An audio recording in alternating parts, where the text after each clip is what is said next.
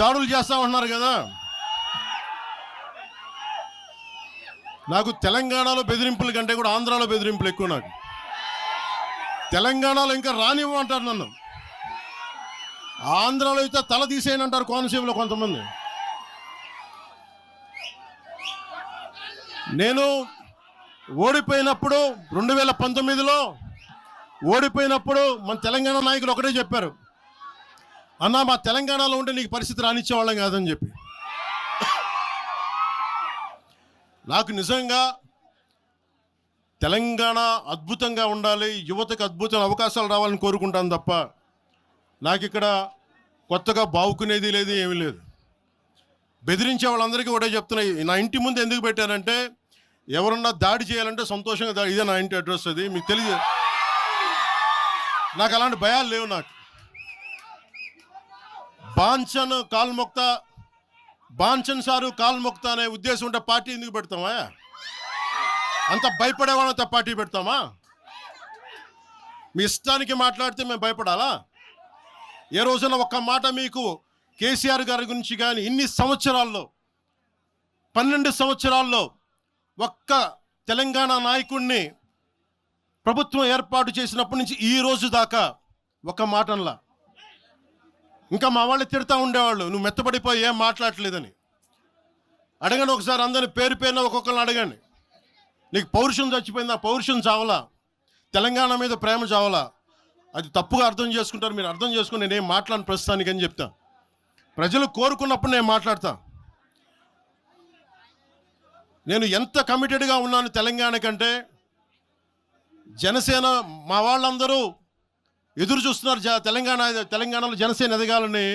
నేను ఒకటే చెప్పా, ప్రజలు కోరుకునే వరకు మీరు ముందుకు తీసుకెళ్ళండి ఆశయాలు అని చెప్పి నేను జర్నలిస్ట్ కాలనీలో ఉన్న తెలంగాణ జనసేన పార్టీని కూడా నేను తీసేసాను. మొత్తం హెడ్ క్వార్టర్స్ అంతా మంగళగిరిలో పెట్టిన.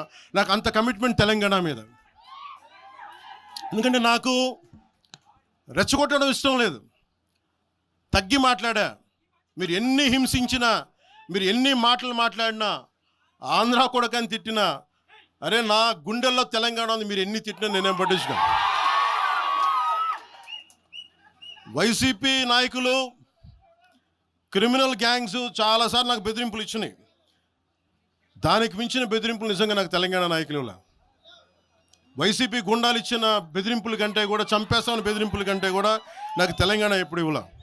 అసలు ఈ గొడవ అంతా ఎందుకు స్టార్ట్ అయింది? ఈ గొడవ అంతా ఎక్కడ స్టార్ట్ అయింది?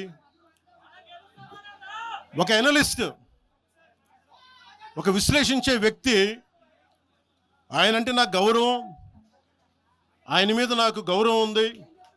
ఆయన తీసుకుపోయి ఓ మీడియాలో మాట్లాడతా అమిత్ షా గారి గురించి మాట్లాడారు. అమిత్ షా గారు నేను మాట్లాడుకున్నామంటే ఆయన విన్నారంటే, ఆయన కూర్చొని తప్పుడు మాటలు మాట్లాడితే దాన్ని ఖండించే. నా మీద మనకు మాట అంటే మన జన సైనికులు ప్రతి చోట ఏదో కూర్చొని ఒక కేసులు పెట్టారు కూడా నాకు తెలియదు. తెలిసిన వెంటనే చెప్పాను, అవన్నీ వదిలేనని చెప్పాను నేను. అవన్నీ మళ్ళీ ప్రెస్ క్లబ్లో పోయి మీరు తిడుతూ ఉంటే, ప్రాంతీయ విద్వేషాలు రెచ్చగొడితే దాంట్లో కూర్చోబెట్టి ఎంతకాలం చేస్తారు? 12 సంవత్సరాలు తెలంగాణ వచ్చిన తర్వాత ఇంకా తెలంగాణలో ఉపాధి లేకపోయినా, ఏమి లేకపోయినా దానికి ఆంధ్రుడే కారణం, దానికి పవన్ కళ్యాణే కారణం. పరిశ్రమల్లో ఈ లెక్కల్లో ఇంక మీరు ఎప్పుడు మీరు ఎన్ని చేసినా ప్రతిదానికి ఎక్కడో చోట తెలంగాణ ప్రజలు ఇది గ్రహించాలి. ఉద్యోగాలు రాకపోయినా, ఉపాధాలు రాకపోయినా ప్రతిదానికి ఆంధ్రోడు కారణం అంటే, ఆంధ్ర ప్రజలు నిజంగా ఎందుకు వస్తారు ఇక్కడికి? తెలుగు చిత్ర పరిశ్రమ ఎందుకు వచ్చింది? ఎక్కడో మద్రాసులో ఉండే తెలుగు చిత్ర పరిశ్రమ ఇక్కడ రావడానికి కారణం తెలంగాణ ప్రత్యేక రాష్ట్రం కావాలని కోరుకున్న నాయకులు చెన్నారెడ్డి గారు తీసుకొచ్చారు ఇక్కడికి. ఆయన తీసుకొచ్చారు ఇక్కడికి. 50 సంవత్సరాలు కలిసి ఉన్న రాజధాని ఇక్కడ సడన్గా పోయి మీరు ఇక్కడ రాకూడదు అని కొంతమంది నాయకులు, తెలంగాణ ప్రజలు వేరు. నేను మొదటి రోజు నుంచి చెప్తా ఉన్నా, పాలకులు వేరు, ప్రజలు వేరు. తెలంగాణకి అన్యాయం చేసిన పాలకుల్ని, దాంట్లో పవన్ కళ్యాణ్ కూడా వాడిని కూడా ఉరిదీశాను పర్లా. పాలకులు వేరు, ప్రజలు వేరు. మీరు పాలకులను తిట్టుకున్న ప్రజలను తిడితే, విద్వేషాలు రెచ్చగొడితే ఈ దేశం ఎటుపోద్ది? సూరత్లో తెలుగు ప్రజలు ఉన్నారు. రేపొచ్చిన గుజరాతీ మనుషులందరూ కూర్చోబెట్టి గుజరాతీస్ అందరూ కూర్చొని తెలుగు వాళ్ళు ఇక్కడ ఉండకూడదంటే కుదురుద్ది అక్కడ? నాందేడ్లో ఉన్న తెలుగు వాళ్ళు, షోలాపూర్లో ఉన్న మన తెలంగాణ తెలుగు వాళ్ళు అందరూ కూర్చోబెట్టి మా మహారాష్ట్రీయులు తిరగబడితే ఏమవుద్ది? దేశం నిలబడద్దా? దేశం ఒకటిగా ఉంటుందా? ఎంతకాలం తిడతారు? ఎంతకాలం? నేను అమిత్ షా గారిని అన్నారని చెప్పి నేను మాట్లాడగానే కూర్చోబెట్టి ఒకళ్ళు దానికి చిలవలు పలవలు చేసి నాకు తెలంగాణ అంటే పడదు, నాకు వీళ్ళంటే పడదు, వాళ్ళంటే పడదు, ఇన్ని సంవత్సరాలు 12 years కూర్చోబెట్టడం మేము ఒక చెరువుని కబ్జా చేసామంట. నాకేం పనిలేదా? నిజంగా మీరన్నట్టుగా కబ్జా చేస్తే ఇల్లు తగలబెట్టారా? నాది వచ్చి ఉంచుతారా నన్ను? ఒక్కొక్కళ్ళు కూర్చోబెట్టి 111 జీవోలు ఏమేం చేశారు అటు చూసిపోండి, అటు చూడండి. నిజంగా ఈ రోజున తెలంగాణ రాష్ట్ర ముఖ్యమంత్రి గారికే చెప్తున్నా, రేవంత్ రెడ్డి గారికే చెప్తున్నా, ఆయనంటే నాకు ఇష్టం, ఆయనంటే గౌరవం నాకు. కానీ వారికే నేను చెప్తా ఉన్నా, తెలంగాణ ప్రభుత్వానికే చెప్తున్నా, పవన్ కళ్యాణ్ కనుక ఆ చెరువుని మీరు ఒక చెరువును ఆక్యుపై చేసుకున్నాడంటే సంతోషంగా చెప్తాను, ఈ రోజున తెలంగాణ ప్రభుత్వానికి రాసి ఇచ్చేస్తున్నారు. అలాగే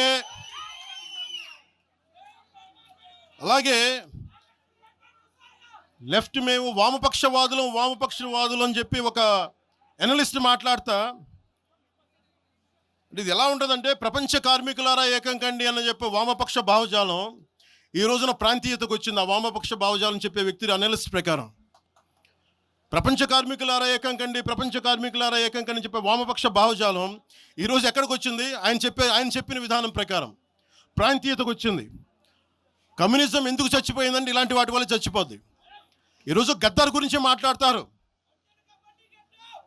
బండెనక బండి కట్టి 16 బండ్లు కట్టి ఏ బండిలో పోతాం నైజాం సర్కార్ ఓడా అంటే అది ఈరోజు మాకు వచ్చిన ప్రేమ కాదు. మాకు అది నా చిన్నప్పుడు చెప్పాను ఆ మాట, తర్వాత ఫస్ట్ మీటింగ్లో చెప్పా. గద్దర్ గారు బతికున్నప్పుడు మీరందరూ ఏమయ్యారా? గద్దరన్న బతికున్నప్పుడు మీరందరూ ఎక్కడున్నారు? గద్దరన్న వెన్నులో బుల్లెట్లు దిగితే గద్దరన్న నా దగ్గరికి వచ్చాడు. ఒకటి అడిగాడు ఆఫీస్కి వచ్చి, మన జర్నలిస్ట్ కాలనీలో ఉండే జనసేన ఆఫీస్కి వచ్చి, అరే తమ్మి నాకు బుల్లెట్లు దిగినీరా, నాకు వెనకాల నన్ను స్వేచ్ఛగా రే అని పిలుచుకునే అంత చనువు మా ఇద్దరి మధ్య, నాకు బుల్లెట్లు దిగినీరా ఈ వెన్నులో, నడవాలంటే ఇబ్బందిగా ఉందిరా, నాకు కార్లో పోవాలంటే ఆటోలో తిరగలేకపోతున్నా, ఒక అండంగా అడుగుతున్నా, హక్కుగా అడుగుతున్నా, బండి కొనివ్వరా అంటే ఆయన ఒక 24 గంటలు 3 రోజుల్లోనో 2 రోజుల్లోనో బండి కొనిచ్చాను నేను ఆయనకి. ఇప్పుడు ఎందుకు చెప్తున్నానంటే ఆ రోజు నేను చెప్పుండొచ్చు, నేను చెప్పట్లా. మీకేం తెలుసు గద్దర్ గారి గురించి? మీకేం తెలుసు? మీరేం మాట్లాడతారు గద్దర్ గారి గురించి? బతికున్నప్పుడు ఆయనకి ఏం చేశారు? మీరందరూ బతికున్నప్పుడు మీరేం చేశారు ఆయనకి? మీరు పర్మిషన్ ఇవి కూడా ఇవ్వాలా? మీరు ఒక్కళ్ళు మాట్లాడలా? ఏదైనా అవసరం వస్తే నా కాడకు వచ్చి ఆయన గద్దరన్న ఏంటి ఏమనుకుంటున్నారు మీరు? నేను పాలిటిక్స్లోకి వచ్చాక తెలుసు అనుకుంటున్నారా గద్దరన్న? మీరందరూ చూసిన ఖుషీ సినిమా చూసిన తర్వాత చిరంజీవి గారు ఫోన్ చేశారు నాకు, అరే గద్దర్ గారు ఫోన్ చేస్తున్నారా నీకోసం, ఒకసారి నేను కలవాలంటాను. ఆయన ఒకటే మాట అన్నారు చూసి, అరే మా పోరలు చూపించిన రా బాబు నీ సినిమా పాట, దాంట్లో నువ్వు భారతదేశాన్ని తాకట్లో పెట్టే విజువల్ పెట్టావంట, నువ్వు మాకు అర్థమవుతుందా, మా భావాలు అర్థం చేసుకున్నవాడు అని చెప్పి. తరిమేల నాగిరెడ్డి గారి తాకట్లో భారతదేశాన్ని ఆ భావన నువ్వు పెట్టావంటే మాకు అర్థమవుతుందని నేను చెప్పాను. నాకు లెఫ్ట్ వింగో రైట్ వింగో తెలియదన్నా, నాది హ్యూమనిజం అన్న, మానవత్వం అన్న, మీకు తోసిన సంతోషం అన్నా అని చెప్పి. ఆ రోజు నుంచి ఆయన చనిపోయేదాకా, ఆయన అంతిమ గడియల వరకు ఆయన హాస్పిటల్లో ఉంటే వెళ్ళి కూర్చొని, అన్నా మీకు ఏం కావాలి చెప్పండి అంటే, ఏం వద్దురా తమ్మి, తెలంగాణ యువతకి కానీ ఆంధ్ర యువతకి కానీ భారతదేశంలో యువతకి భవిష్యత్తు వాళ్ళదని చెప్పు. ఆయన నాకు రాసిస్తే, ఆయన నాకు ఒక లెటర్ రాసిస్తే నేను అది కూడా బయట పెట్టలా, ఆయనే ఒక ఆడియో ఫైల్ చేసి, నేను దాన్ని కూడా కూర్చొని చెప్పలా, ఆడియో ఫైల్ చేసి ఆయన ఒక చిన్న ఛానల్కి రిలీజ్ చేసి అది బయటకు వచ్చింది. మీరు కూర్చోబెట్టి తెలంగాణ గురించి అని మాట్లాడతారు. నేను నిజంగా ఎంత కమిట్మెంట్ లేకపోతే కొండగొట్టు ఆంజనేయుడికి నేను 30 కోట్లు టీటీడీ నుంచి చెప్పిస్తాం. మేము ₹1 కోటి ఎందుకు మా కూర్చోబెట్టి తెలంగాణ ప్రభుత్వానికి ఇస్తాం? ఆపదలో ఉన్నప్పుడు, విపత్తుల్లో ఉన్నప్పుడు మీరు మాట్లాడి మీరు ఈరోజు మాట్లాడుతూ ఉన్నారు, బెదిరిస్తున్నారు. ఒకటే చెప్తా ఉన్నా, ఇక్కడున్న నాయకులందరూ కూడా, మా శంకర్ గౌడ్ గారి దగ్గర నుంచి ఇక్కడున్న నాయకులు పేరు పేరున, సంపత్ నాయక్ కానీ, సాగర్ గారు కానీ, వీళ్ళందరూ కూడా మీరు బెదిరిస్తూ ఉంటే మేము భయపడి, సారు మీ కాల్ముక్తా సారు, మీ బాంచన్ సారు అని అంత భయాలు ఉన్నాం. మేము వాళ్ళమే కాదమ్మా. ఇక్కడ మేము ఒకటే చెప్తా ఉన్నా, రాజశేఖర రెడ్డి గారు, వైఎస్ రాజశేఖర రెడ్డి గారు బతికున్నప్పుడు ఆ రోజు మీ గొంతులు ఏమైనాయి? ఆ రోజున మీ అందరి గొంతు తెరిచారా మీరు? ఆ రోజున తెలంగాణ గురించి వీళ్ళు మాట్లాడుతూ ఉంటే ఒకటే చెప్తా ఉన్నా, యువరాజ్యం పెట్టిన తర్వాత మొట్టమొదటిసారి నా మీద కేసు పెట్టి పోలీస్ స్టేషన్లో కూర్చోబెట్టింది తెలంగాణ భీమరావు బాడా కోసం. దానికోసం తెలంగాణ మీద మొదటి కేసు నాకు తెలంగాణలోనే పడింది. కూర్చోబెట్టి మీరు అందరూ కూర్చోబెట్టి ఆ రోజు ఒక్కళ్ళు ఏమయ్యారు? ఈరోజు మీరు బెదిరిస్తూ ఉన్నారు, బయటకు వస్తే దాడులు చేస్తారు. మాకు దాడులు కొత్త అనుకున్నారా? మాకు మీరు మహబూబ్ నగర్లో మన కాంగ్రెస్ నాయకులు కూలిస్తే స్టేజే కూల్చేశారు. మీరు మా కార్లు అడ్డం పెట్టి మా మీద దాడులు చేయడం, ఇవన్నీ తట్టుకొని ఇచ్చాం మేము. ఖమ్మంలో మీరు రాళ్ళు దాడులు చేశారు ఆ టైంలో, అప్పుడున్న కాంగ్రెస్ ప్రభుత్వం. ఈరోజు మాకు కొత్త అనుకుంటున్నారా ఇవన్నీ? మీరు చేసే ఈ తాటాకు చప్పుళ్ళకి బెదిరేది కాదు జనసేన, గుర్తుపెట్టుకోండి. ఏదైనా మాట్లాడితే తెలంగాణ ప్రభుత్వం అధినేతలు కూడా చెప్తా ఉన్నాను, మీ ఇళ్లలోకి వచ్చి దూరిపోయి ప్రైవేట్ ఆస్తుల్లోకి వచ్చి నిజంగా ఒక తప్పు జరిగే ఉంటే, నేను ఈరోజు మళ్ళీ చెప్తున్నాను, రీఐటరేటింగ్, యు సీజ్ ద ప్రాపర్టీ. సంతోషంగా చెప్తున్నా. అక్కడ ఉన్నది నాకు గోశాల ఉంది. అక్కడ ఒక 60-70 గోవులు ఉంటాయి. అక్కడ వాటి గడ్డి కోసం ఉంటుంది. మీరు తెలంగాణ ప్రభుత్వానికి చెప్తున్నాను, ప్రైవేట్ స్థలాల్లోకి వస్తే it is a criminal trespass, criminal defamation, mischief with malified intention, propagating misinformation for causing unrest and regional differences. ఇన్ని కేసులు అట్రాక్ట్ అవుతాయి. ఇవన్నీ మీరు ఒక్కసారి కూర్చొని మీరు మమ్మల్ని భయపెట్టాలని చూస్తే వాటికి భయపడే వాళ్ళం కాదు. మీరు ప్రతి చోట మీరు రీజనల్గా ప్రతిసారి పట్టుకొస్తే ఇక్కడున్న జర్నలిస్టులో కానీ, ఐఏఎస్ ఐపీఎస్లో కానీ అన్ని జాతులు ఉన్నాయి, అన్ని కులాలు ఉన్నాయి. ఒక్క ప్రాంతానికి చెందిన వాళ్ళు లేరు ఈ భారతదేశంలో. నిజంగా కూర్చోబెట్టి తెలంగాణకు ద్రోహం చేస్తే మొట్టమొదటి గొంతు లేపే జనసేన లేకపోతే. ఆ రోజు మీరు అందరూ మర్చిపోయారేమో, మేము లేపా గొంతులు.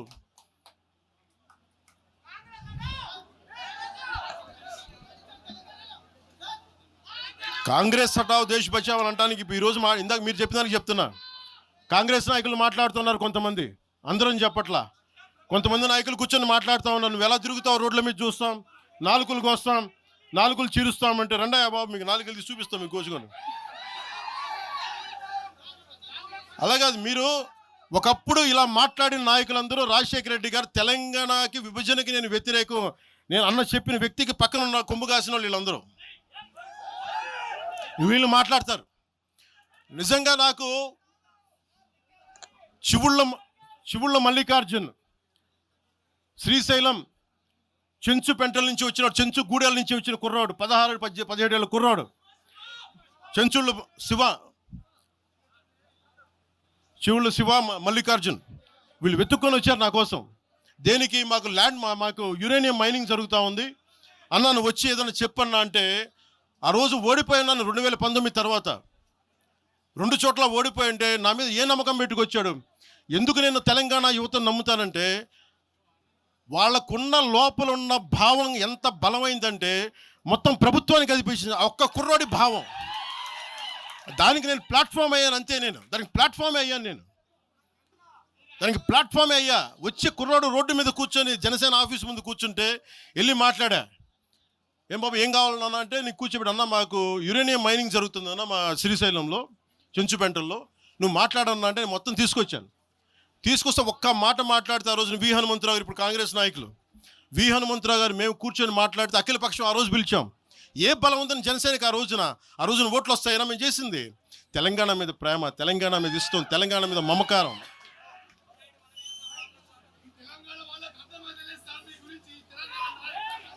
తెలంగాణ ప్రజలు వేరు, తెలంగాణలోని కొద్దిమంది